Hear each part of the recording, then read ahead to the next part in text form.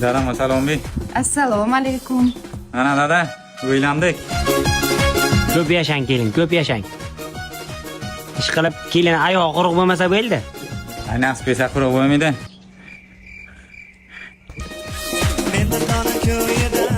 Oh, bilim.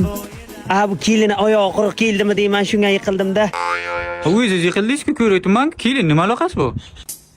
Kelin oyog'i quruq keldi. Men shu paytgacha yiqilmaganman bacham. Kelin oyog'i quruq kelganda, to'g'ri ham tuxum qo'ymaydi. Havo ham 50 gradus bo'lgan. Bu kelin oyog'i quruq keldi-da. Uzumlari pishgan, yaqara uzumlari hammasi pishgan. Bu kelin oyog'i quruq keldi-da bacham. Pishgan ya kelin oyog'i nima aloqasi bor endi? Pishsa yaxshi-ku. Shu paytgacha pishmaganda-da bu uzum. Mashinam yonmaydi-da. Mashina benzin tugaganda bacham. Qo'yaylik hay benzin. Benzin quyganing foydasi yo'q, kelin oyog'i quruq kelgan baribir. Dada, do'ylar ko'tarilibdi. Voy. Bu kelin oyog'i yomon quruq keldi-da bacham. Shu paytgacha do'ylar ko'tarilmagandi. Kelin keldi do'ylar ko'tarildi. Yomon oyog'i quruq ekan. Har kun 2 soat oyog'ingni ko'tarasan suv, haymi?